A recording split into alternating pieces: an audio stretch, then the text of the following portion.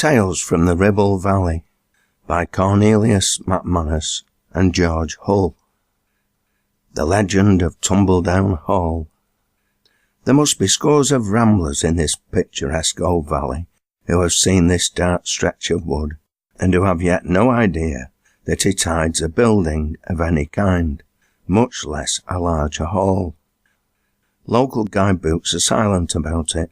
The people who live near it take no interest in it, and you might pass within a stone's throw of its walls without knowing that such a place as Tumbledown Hall was in existence.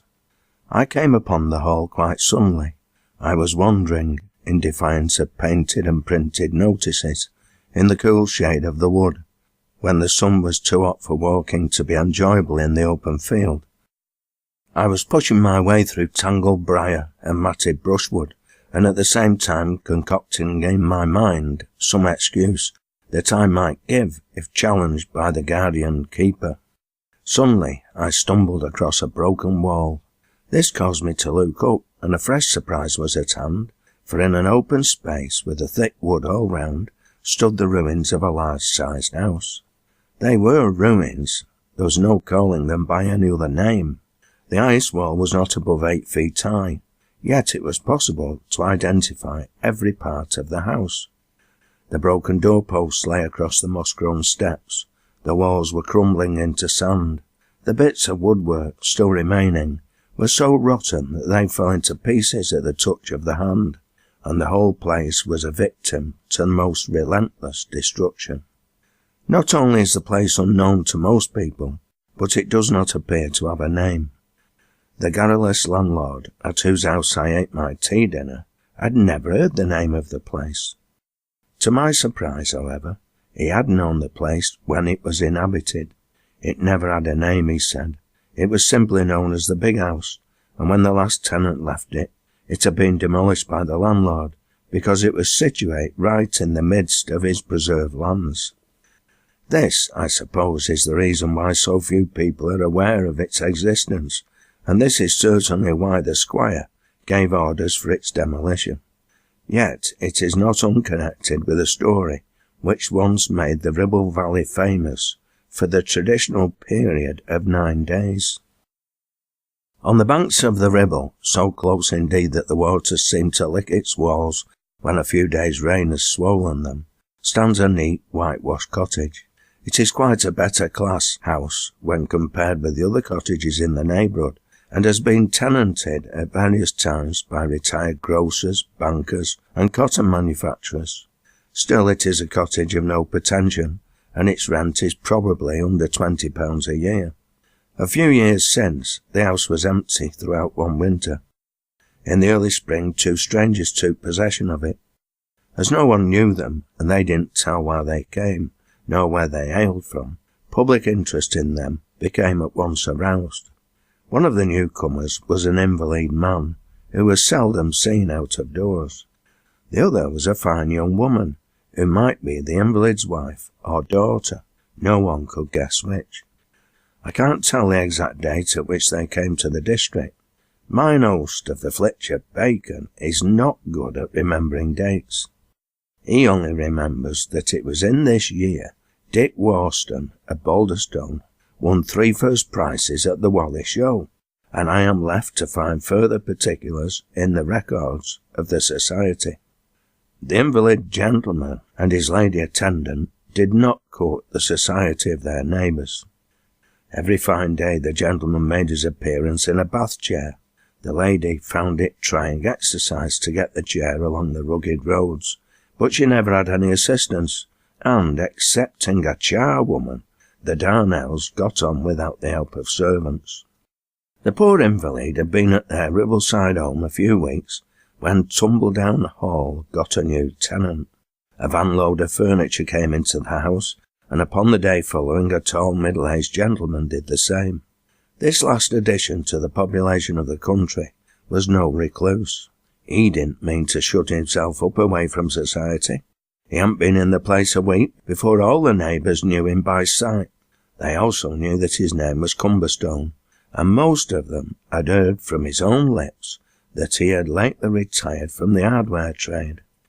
The geniality of this latter gentleman was a direct contrast to the frigid demeanour of the invalid. The latter seemed to carry a chilly air about with him which completely enveloped himself and the lady, and checked any familiarity which might ensue from the civility of the country people. But Mr. Cumberstone was not overawed by this unsociable demeanour. About a fortnight after his arrival, he met the bath chair in one of the roughest roads in the district. The wheels had become encumbered by mud. The many holes in the road were full of water. The surface of the way had been scattered over with many pointed limestone, and there were signs that the fair one's strength was fast giving way under the efforts required to propel the chair and its occupant. "Seems to me you're in a fix, miss," said Mr. Cumberstone. "Oh, no, I think I can manage," said the lady, making a brave but unsuccessful attempt to dislodge the wheel of the chair from a deep rut. "Give me the handle," said Mr. Cumberstone, and without waiting for the lady's assent, he laid hold of the machine and pushed it forward into the middle of the road. "Thank you," said the lady faintly as she came forward to retake her place at the back of the chair. "Oh, I'll shove it up to the top of the hill.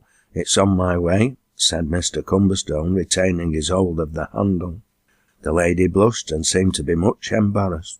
She looked at the invalid as if for direction, but evidently reading assent in his passive eyes, she allowed Mr. Cumberstone to push the bath chair to the top of the steep and rugged brow.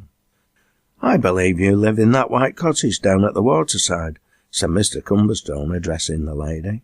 "Yes," she feebly answered, glancing again at the face of the occupant of the bath chair, who, however, made no sign or motion. "Ah, I thought so. I've seen you go in there several times. You see, we country people must take a little notice of each other's goings and comings, mustn't we?" The lady assented with the same feeble yes, and didn't seem at all anxious to prolong the conversation. "Been ill long?" asked Mr. Cumberstone, indicating the invalid, but again addressing the lady. "Yes, a long time." "Ah, lameness?" "Yes, complete lameness and an incurable illness," assented the lady, nervously. "Very bad job for him. He's denied the pleasure of walking about the beautiful country," said Mr. Cumberstone. The lady again feebly gave an assent. "Beg pardon, is he your father?" asked Mr. Cumberstone. "Yes," said the lady, and as they had now reached the top of the hill, she advanced with evident relief to resume her labour of propelling the bath chair. "Well, I'll go across the fields here. It's my nearest way home," said Mr. Cumberstone. "I'm the new tenant at the big house, as they call it. I don't propose to intrude on your privacy under the circumstances, but I shall be glad to see you any day up at the Hall. Be sure to call soon." The lady again feebly muttered her thanks. The invalid, who had never opened his mouth during the interview, did not answer Mr. Cumberstone's cheery good day, and his lady companion seemed much relieved when the talkative gentleman skipped over a stile and disappeared. The invalid and his daughter did not avail themselves of the invitation to pay an early visit to Tumbledown Hall. It was some time indeed before they were seen out again, and when they did venture forth, the down house seemed to avoid Mr. Cumberstone. Possibly his manner was too hearty to suit an invalid. At any rate, whenever he was spied in the distance, the bath chair was turned into any bypath rather than that the down house should be forced to renew their acquaintance with Mr. Cumberstone. The tenant of Tumbledown Hall considered that the invalid was very unsociable, even for an invalid, and he never dreamed of calling to see him. But he could not help remarking that the lady was both young and pretty, and he thought it a pity that she should spend her time pushing a grumpy old invalid about a lonely country road. One evening, Mr. Cumberstone was standing near his garden gate, smoking an after-dinner cigar, when he heard footsteps, and in another moment Miss Darnell came round the corner. She exhibited no sign of either surprise or annoyance at seeing him, and answered his good evening with a surprisingly calm "Good evening, Mr. Cumberstone," prompted the gentleman. "Mr. Cumberstone, I did not know your name before." "Oh, no, Cumber's sort of a name, isn't it?" said he, at which feeble joke they both laughed aloud for half a minute.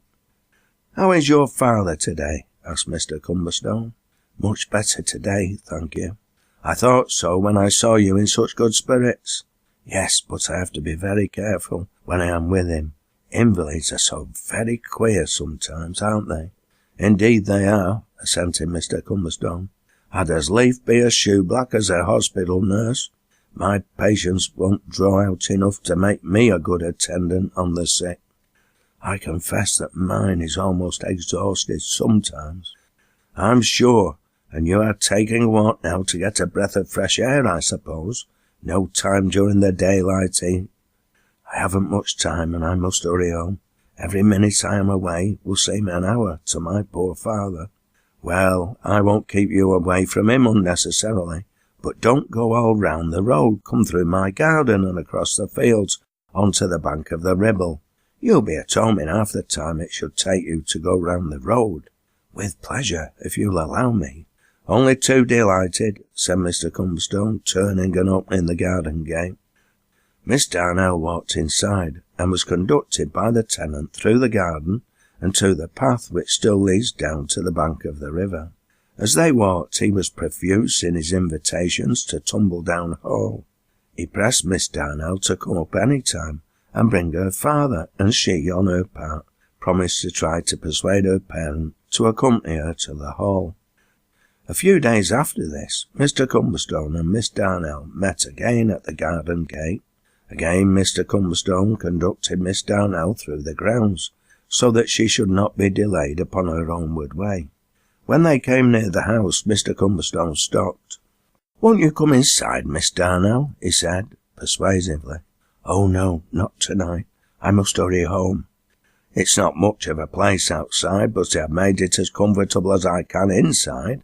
You will be a welcome guest whenever you come. Only," he continued with a laugh, "don't come tomorrow night, or I shall mistake you for a burglar."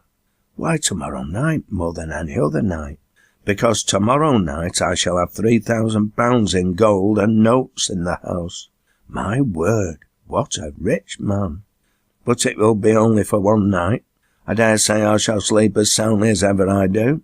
I sleep like a man with a clear conscience, Miss Darnell, though all that money will be locked up in the bureau in my room." "Are you not afraid of robbers?" "Not at all. There are no thieves in these parts, not such as would deliberately break into a house anyway, and of course I keep the possession of all this money a good secret. No one but you and I know anything at all about it." Mr. Cumberstone bade Miss Darnell good evening at the head of the steep bank, at the bottom of which ran the murmuring waters.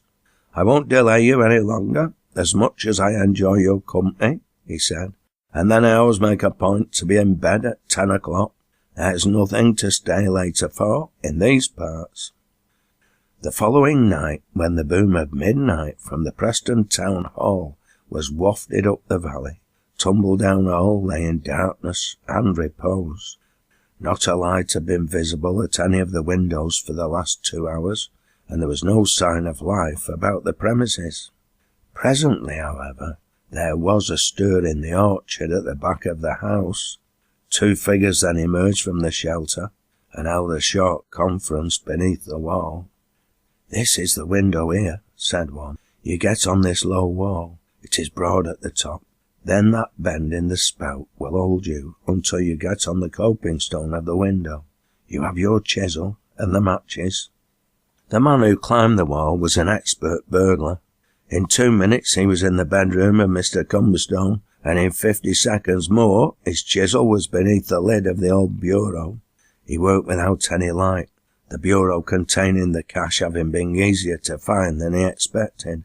The lock was, however, a stubborn one, and it hadn't quite yielded when a light suddenly shone in the face of the burglar, and at the same moment both his arms were gripped by strong hands. "Don't swear, Mr. Darnell, don't swear. I'm really very glad you're so far improved that you can visit me as I invited you to."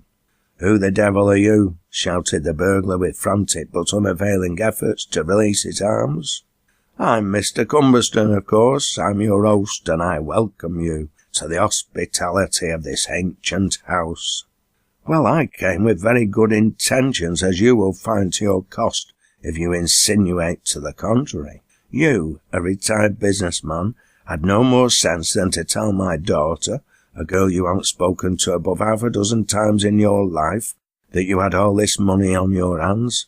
I was going to get it, let you see your folly, then return it to you with a few words of advice. Ha ha, no doubt. But to make a long story short, I'm not Mr. Cumberston, and you are not Mr. Darnell. You are Meldin, and I am Detective Sergeant Luxby. The devil. Oh no, not so bad as that. The fox, perhaps. After that Liverpool affair, it was wise of you to bolt. It took me quite a fortnight to find out that you were an invalid down in Ribblesdale here. Good dodge that, invalid. Better than the Southport boatman you were after the Peel Street swap. You see, I removed to here specially, and I concocted this little trap to defeat one of your favourite wiles. We have you for this job until the evidence in the Liverpool affair is all complete. See? Oh, you needn't trouble about your daughter. Daughter? Well, you're a cute 'un. She won't wait for you to throw the cash to her. She won't get a copper. But the copper's got her.